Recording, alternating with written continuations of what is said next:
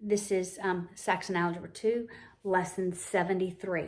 More on radical denominators. In algebra, you always rationalize your denominator. So if I had 3 over the square root of 4, which you would just say it's 2. Let's make that 3 over the square root of 3, which you can't solve, right? To rationalize it, I multiply it by the square root of 3 over the square root of 3 to rationalize it, because a square root times itself is just what's under the radical, all right? Now, what, though, if it were the square root of 3 plus 1? What if I had that in the denominator? Then I'm going to multiply by the conjugate of this term. Remember, the conjugate merely changes that middle sign. So because I have no equal sign, the only rule of algebra I can apply is multiplying by what's effectively 1. No equal sign, you can multiply by what's 1. So I'm going to multiply by the conjugate over itself, square root of 3 minus 1. Remember, in the conjugate, only that middle sign changes. That will rationalize the denominator. All right, so with conjugate terms, you just have to multiply the first and the last because the middle term eliminates. All right, so when I multiply square root of 3 times square root of 3, it's just 3. Positive 1 times negative 1, negative 1. I distribute that numerator. That's 3 square root of 3 minus 3. So it's 3 square root of 3 minus 3 all over 3 minus 1, which is 2. Okay, so we're going to rationalize the denominators in this lesson by multiplying by the conjugate of the denominator. Okay? All right, so look at example 1. 4 plus square root of 3. 4 plus square root of 3 all over 2 minus 3 square root of 3. Just a minute.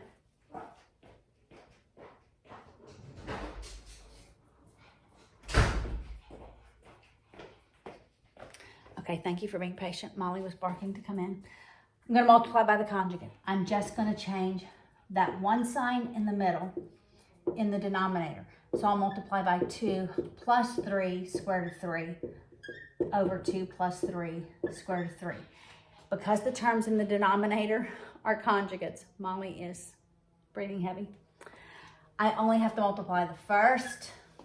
So that's 2 times 2, which is 4. It's a positive times a negative.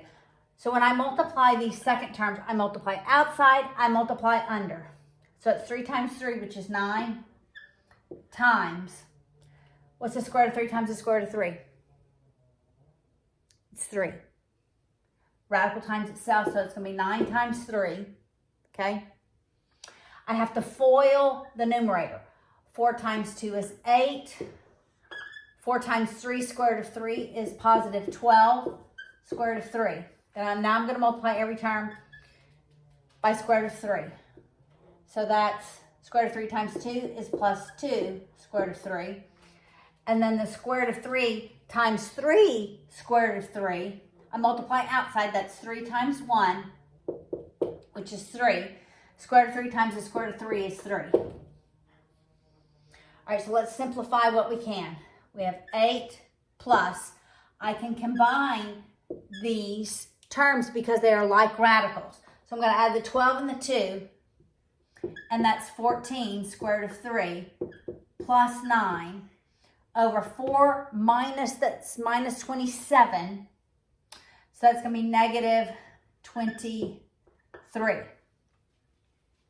We'll combine our constants in the numerator, and this negative I'm going to pull out to the front of the fraction. So it's going to be a negative 17 plus 14 square root of 3 over 23. I look, see if there's anything I can factor out in the numerator, because I might be able to cancel it with the denominator, but there's nothing that can be factored out of both 17 and 14. So that will be your final answer. And pull that negative out front. Because remember, signs of fractions. I can change two signs. I change this sign. I change the sign out front. Okay? All right. Because two negatives make a positive. That's the idea behind that. All right, 73.2. 4 minus square root of 2. 4 minus square root of 2 all over 4 plus 3 square root of 2. I take that denominator. I'm going to multiply by the conjugate over itself. So it's going to be 4 minus 3 square root of 2 over 4 minus 3 square root of 2. The denominator of conjugate terms, I just have to multiply the first and the last. 4 times 4 is 16. Positive times a negative is going to give me a negative. I multiply outside. 3 times 3, which is 9. I multiply under. Square root of 2 times the square root of 2 is 2. I have to FOIL the numerator. 4 times 4 is 16. 4 times negative 3, square root of 2 is going to give me a negative 12. That's the 4 times 3, and the square root of 2 stays. Negative square root of 2 times 4 is minus 4 square root of 2. And then negative times a negative, that's going to give me a positive. I'm going to multiply outside. That's 3 times 1, which is 3. Square root of 2 times the square root of 2 is 2. All right, so we'll do some simplification. 16. All right, I'm going to combine these like radicals. Negative 12 and negative 4 is negative 16 square root of 2. And that's going to be plus 6 all over. This is 18. So it's going to be 16 minus 18, which is negative 2. I'm going to make this positive, move the negative out there. We'll combine our 6 and our 16 to give us 22. That negative is really just on the outside of the fraction. Minus 16 square root of 2 over 2. The numerator I can factor out of 2. That's what I'm going to do. So it's negative 2 times 11 minus 8 square root of 2 all over 2. Remember, I can simplify only terms that are multiplied. 2 is multiplied by that binomial, so it can be simplified. So the answer is 11 minus 8 square root of 2. That's your final answer. Last example. Just multiplying by the conjugate. 3 square root of 12 minus 2 square root of 3. When I write square root of 12, I know I'm simplifying that before I do anything. 3 square root of 3, because it can be simplified. 12 is 4 times 3. I'm going to unsquare that 4, leave the 3 under the radical. Minus 2 square root of 2. So 12 is really 2 square root of 3. I unsquare the 4, it becomes 2. So 3 times 2, this is really 6 square root of 3 minus 2 square root of 3 all over 3 square root of 3 minus 2 square root of 2. So the first thing, ask yourself, can I simplify any of the radicals? And do that first. Now I'm going to multiply by the conjugate of the denominator. It's 3 square root of 3 plus 2 square root of 2. 3 square root of 3 plus 2 square root of 2. All right, my denominator is going to be the first terms times the last term. So 3 times 3 is 9. Square root of 3 times square root of 3 is 3. Positive times a negative is a negative. 2 times 2 is 4. Times square root of 2 times square root of 2 is 2. See how I got that? I have to FOIL the numerator. So I multiply outside, I multiply under. All right. 6 times 3 is 18. Square root of 3 times square root of 3 is 3. Now I multiply 6 square root of 3 times 2 square root of 2. I multiply outside, they're both positive, so it'll be 6 times 2 is 12.